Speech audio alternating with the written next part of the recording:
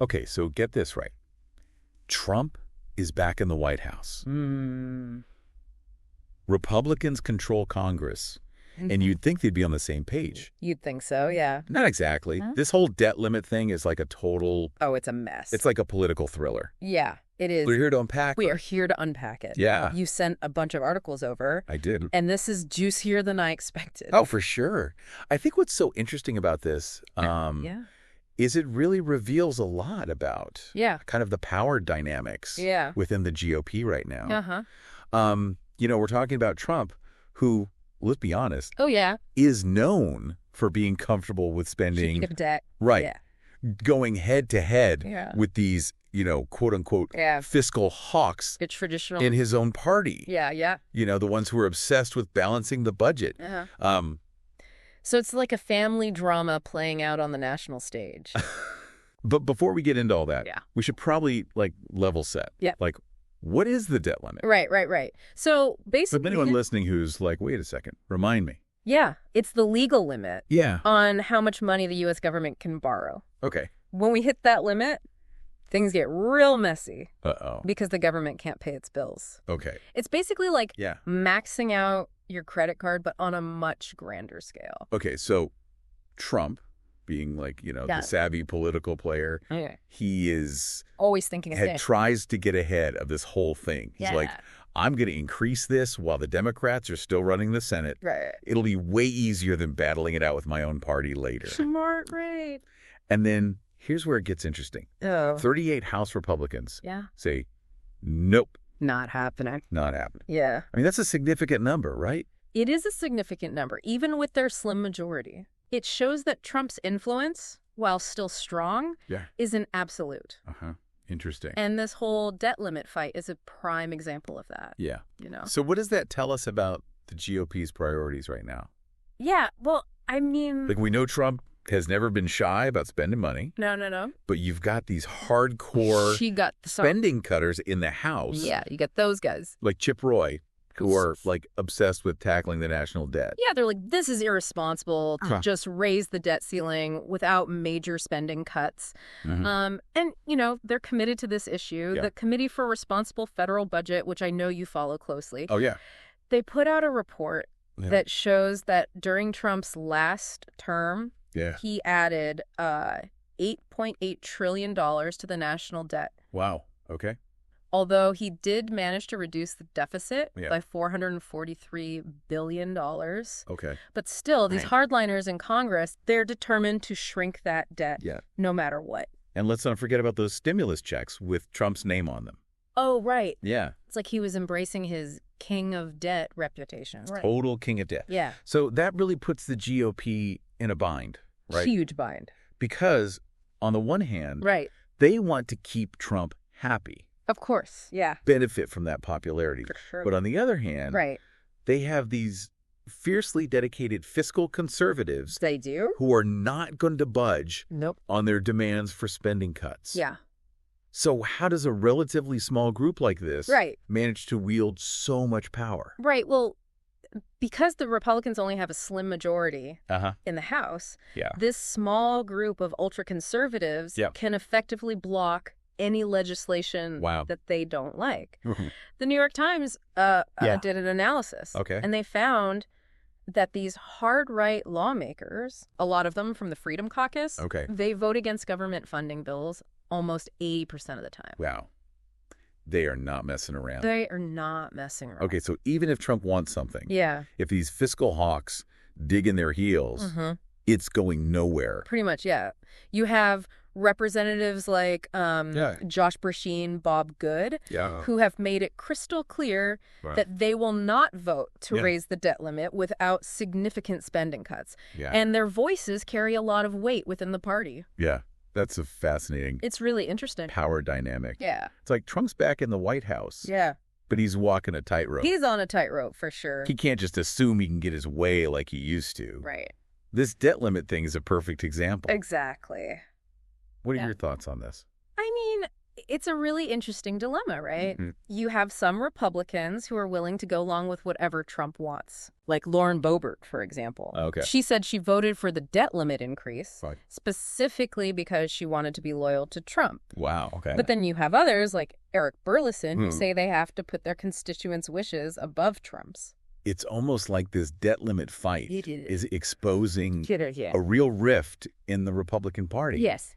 They're trying to figure out how to balance loyalty to Trump Yeah. with their own ideological commitments. It's like, Absolutely. who are we? Exactly. And this is just the beginning. Yeah. We haven't even gotten into how they plan to deal with spending cuts and the debt limit next year when they're fully in control. That's a whole other can of worms. That's a whole other... We're going to need like a whole other deep dive for that. Absolutely. All right, so we've set the stage with this whole debt limit drama. We have. But the real question is, what does this mean for the GOP's broader agenda? Right. How are they going to balance their desire for tax cuts, immigration crackdowns, oil drilling, all of that, Yeah, how are they going to do all that? with this intense pressure to cut spending? Yeah, that's the big question, right? We've got to dig into that. We do. Let's get into those competing priorities right now. Let's do it. All right, so we've got this GOP balancing act playing out right in front of us.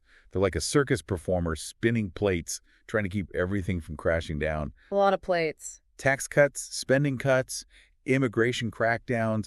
It's a lot to juggle. It really is. And this debt limit showdown is just a taste of the challenges they're going to face. Remember, they've promised to extend those Trump-era tax cuts, which adds even more pressure to find places to cut spending. Right, because if they don't offset those tax cuts with spending cuts, the deficit explodes, and those fiscal hawks in the Freedom Caucus will revolt. Exactly. The Freedom Caucus isn't playing around. They're like the budget watchdogs, constantly barking at anyone who even thinks about increasing spending. But hold on a second. If they're so obsessed with cutting spending, doesn't that basically mean they're willing to risk the country defaulting on its debt? That seems pretty extreme, even for them. It's definitely a risky strategy, but they see it as a necessary evil. They believe that the only way to force real fiscal responsibility is to draw a hard line in the sand. So it's like a game of chicken with the U.S. economy hanging in the balance. In a way, yes, and it's a game that has very real consequences for everyday Americans. If the government can't pay its bills, it could lead to all sorts of chaos. Delays in Social Security checks, disruptions in government services, and even a potential financial crisis. That sounds pretty terrifying. And it's not just about abstract economic indicators, right? We're talking about real people's lives here. Absolutely. Think about it. If the GOP targets mandatory spending programs like Social Security and Medicare, millions of seniors could be left without the support they need. And cutting Medicaid could leave millions of low-income Americans without access to health care. And what about those promises Trump made not to touch Social Security and Medicare? Can he really afford to go back on those, especially with an election coming up? That's a great question. It puts him in a tricky position. He needs to keep those fiscal hawks happy, but he also can't alienate his base by breaking those promises. It's almost like the GOP is caught in a political trap of its own making. They've made all these promises, but they haven't figured out a realistic way to deliver on them without causing major pain. And that's where the real challenge lies. They're going to have to make some tough choices, and it's going to be fascinating to see how they try to navigate these competing priorities. You know, it's easy to get lost in the political maneuvering and the drama of it all. But we have to remember that these decisions have very real consequences for people. These aren't just numbers on a spreadsheet. We're talking about people's health care, their education, their retirement security. You're absolutely right. It's easy to forget about the human cost of these political battles, but it's crucial to keep that in mind as we watch this all unfold. So, if you had to predict how this is all going to play out, what would you say? Is there any hope for compromise? Or are we headed for a major showdown? Well, it's tough to say for sure, but I think there are a few potential scenarios. One possibility is that they manage to find some common ground, maybe by making some modest cuts across the board and agreeing to revisit the debt limit issue later. That sounds like the most optimistic scenario. But what about those hardcore fiscal conservatives? Would they really settle for anything less than deep, sweeping cuts? It's unlikely they'll get everything they want, but they might be willing to compromise if they feel like they're getting something tangible in return, like a commitment to reduce the deficit over time. So it's all about finding the right balance, right? Yeah. Giving the Freedom Caucus enough to keep them on board without alienating more moderate Republicans or breaking those promises Trump made to his base? Exactly. It's a delicate dance. and it remains to be seen if they can pull it off. All right, so compromise is one option. But what happens if they can't find that middle ground? Well, that's where things could get really messy. They could try to force through deep spending cuts using their slim majority, but that would likely lead to a major backlash, both from Democrats and from within their own party. It's hard to imagine that ending well. So it's a high-stakes gamble either way. And let's not forget, they have to do all of this while also trying to pass their legislative agenda. Tax cuts, immigration reform, you name it. It's a tall order, to say the least. Yeah. And it's going to require a lot of political maneuvering, deal-making, and maybe even some arm twisting. It's like they're trying to solve a Rubik's Cube blindfolded. But this isn't just a game. There are real consequences here. People's lives are hanging in the balance. That's a good point. It's easy to get caught up in the political theater, but we can't lose sight of the human impact of these decisions. So what does this all mean for us, for everyday Americans? What should we be watching for as this all plays out? That's a great question. I think the most important thing is to pay attention to the specific proposals that the GOP puts forward. Where are they proposing to make cuts? What programs are they targeting? How will these cuts impact different groups of people? So we need to look beyond the headlines and the political rhetoric and really dig into the details of what they're actually proposing. Exactly. Don't just focus on the top-line numbers.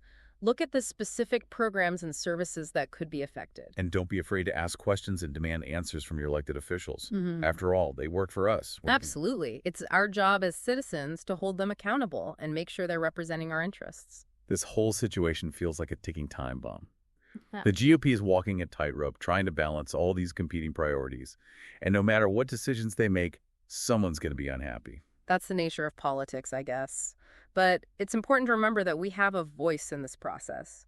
We can make our voices heard by contacting our elected officials, by participating in the public debate, and by voting in elections. It's easy to feel powerless in the face of all this political maneuvering. Yeah.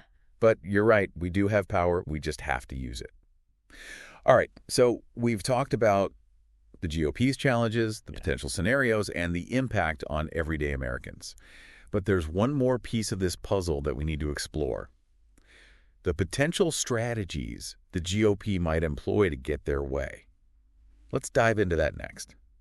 All right, so we've talked about the GOP's challenges, the potential scenarios, and the impact on everyday Americans. Right. But there's one more piece of this puzzle that we need to explore. Okay. The potential strategies that the GOP might employ to actually get their way. Yeah. I mean, it's not like they can just snap their fingers and make the debt disappear. That would be nice, though, wouldn't it? That would solve a lot of problems. It would solve a lot of problems. But yeah, there are going to have to be some real political gymnastics involved. Okay. One option they might try is to push for deep spending cuts as a condition. For raising the debt ceiling. It's, classic fiscal hawk playbook. Yeah. Use the debt limit as leverage to force those tough decisions. Tough decisions, yeah. But wouldn't that be incredibly risky, though? Well, we already talked about how those cuts could hit essential programs like Social Security and Medicare. Exactly. I mean, imagine the political fallout if they start slashing benefits for seniors and the most vulnerable Americans. You're not wrong. It seems like it's a very politically charged move that could very easily backfire. Yeah. And plus, some economists argue that these kinds of drastic austerity measures could actually hurt the economy. Oh, interesting. Especially when it's already facing uncertainty. Yeah. So what's their plan B? Well, they can't just keep postponing this, right?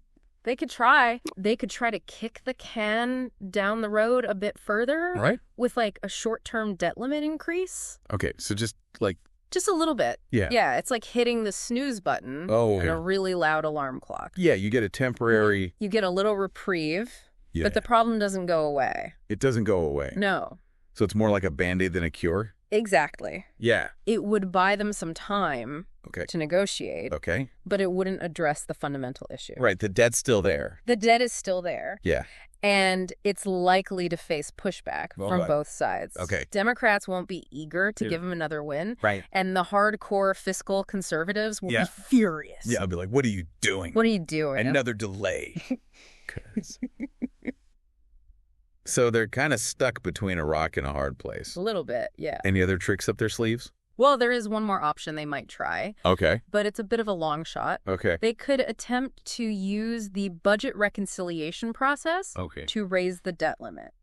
Okay, remind me what budget reconciliation is. Okay, so basically it's a procedural maneuver Okay. that allows them to bypass a filibuster Okay. in the Senate Okay. and pass certain budget-related measures Okay. with a simple majority vote. Oh, so they can avoid those pesky Exactly. Democratic votes. Yeah. Clever. Very clever. But isn't that a bit controversial, though? It would be a very controversial move. Yeah. I mean, using reconciliation for something as politically charged as the debt limit seems like pushing it a little bit. It would be pushing the boundaries. Yeah.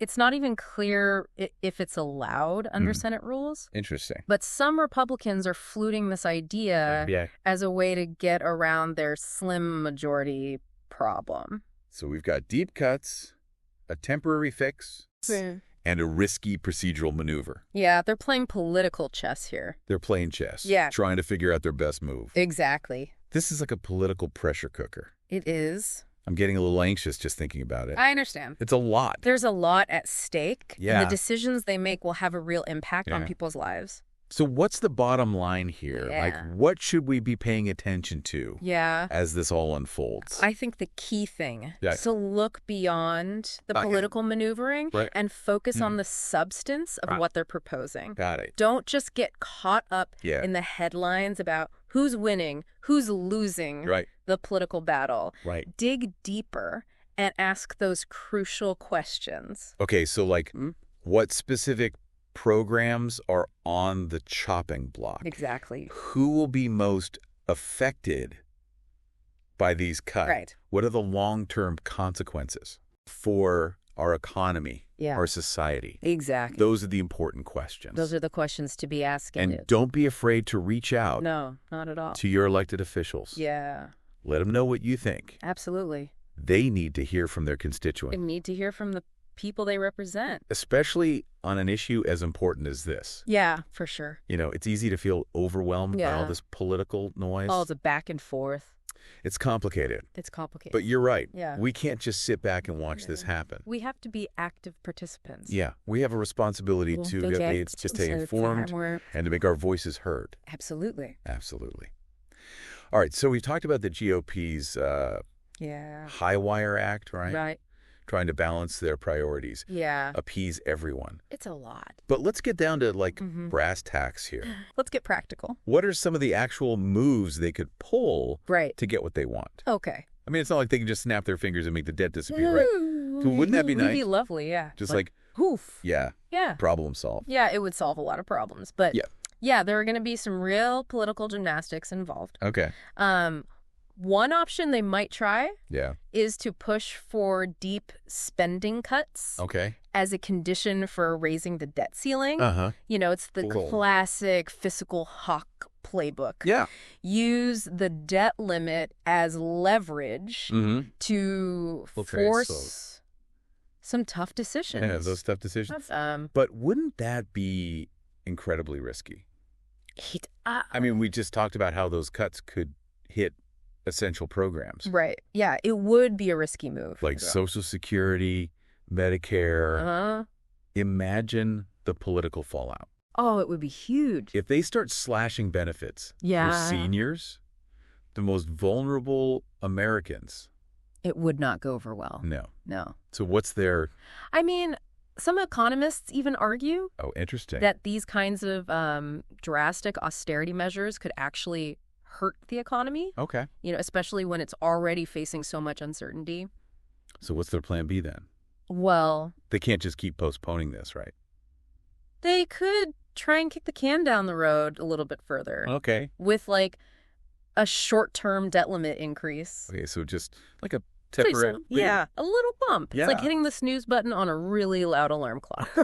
Okay. You get a little reprieve, You get a temporary reprieve. but the problem doesn't go away. It doesn't go away. It's still there. No, not at all. So it's more like a Band-Aid than an actual cure. Exactly. Yeah. It would buy them some time to negotiate, Okay. but it wouldn't actually address the fundamental issue. Right, the debt's still there. The debt is still there. Yeah. And it would likely face pushback from both sides. Uh-oh. You know, Democrats aren't going to be eager to give them another win. Right. And the hardcore fiscal conservatives are going to be furious about another delay. Right. They're going to be like, what are you doing? Come on. Another delay. We're serious about this. So they're kind of stuck between a rock and a hard place. Yeah, a little bit. Are there any other tricks up their sleeve? Well, there is one more option they might try, Okay. but it's a long shot. Okay. They could attempt to use the budget reconciliation process to raise the debt limit. Okay, remind me again what budget reconciliation is. Right. So basically, it's a procedural maneuver Okay. that allows them to bypass a filibuster in the Senate Okay. and pass certain budget-related measures with a simple majority vote. So it's a way to get around Even needing those Democratic votes. Yep. Clever. It is clever. But isn't that a little controversial? Oh, it would be hugely controversial. Yeah. It would be very controversial, and it's not even clear if it's allowed under Senate rules. Wow. But some Republicans are floating this idea Right. as a way to get around their slim majority problem. Okay, so we've got deep cuts, Yeah. temporary fix, All right. and a risky procedural maneuver. It's a lot of options. It's a lot. of risks. Feels like they're playing political chess, They are. trying to figure out their best move. Yeah, they're trying to figure out. This whole situation Yeah. feels like a political pressure cooker. It's a lot of pressure. I'm getting a little anxious just thinking about it. Yeah, I understand. It's a lot. It's a lot, yeah. So what's the bottom line here? Right, Like, yeah. what should we, as, informed citizens, be paying attention to as all of this unfolds? I think the most important thing is to look beyond the political maneuvering Okay. and really focus on the substance of what they're proposing. Don't get caught up in the headlines Yeah. about who's winning and losing the political battle. Right. Look beyond that. Yeah. And ask those crucial questions. Right. Like, what specific programs are on the chopping block? Mm-hmm. Who's going to be most affected by these cuts? Yeah. What are the long-term consequences for the economy and our society? Those are the important questions. Those are the real questions. And don't be afraid to reach out to your elected officials. Please don't. Let them know what you think. Yeah, they work for you. Yeah. They need to hear from their constituents, They need to hear from the people they represent. especially on an issue this important. Yeah, for sure. It's easy to feel overwhelmed by all this, Yeah. all the political noise, the back and forth. Yeah. It's complicated. It's complicated for sure. But you're right. Yeah. We can't just sit back and watch this happen. I can't check out. We have a responsibility to engage, Stay informed. stay informed, Engage. and make our voices heard. Absolutely. Well, this has been quite the deep dive. It has. We got from a debt limit showdown We did. to exploring the GOP's balancing act, All those spinning plates. their potential strategies, and ultimately what it all means for us. Yeah. It's complex, It's complicated. it's challenging, For sure. and it's definitely far from over. Yeah, that's the reality of politics, right? That's the reality. But I think, by staying informed, Yeah. asking those tough questions, Engaging. in the process, Yeah. we can help make sure that the decisions that are being made Yeah. actually reflect the values and priorities of the American people. That's a great note to end on. It is. Thank you so much for guiding us through this My pleasure. intricate web of politics and economics. Happy to be here. And to our listeners, thank you so much for sending these sources over, Yeah, thanks for listening. giving us a chance to dive deep into this fascinating and, frankly, kind of scary issue. It is a little scary. It's been real. Stay curious. Yeah, stay curious, stay informed, Stay engaged. and stay engaged. That's right. And that, my friend, is the deep dive. Until next time. Until next time.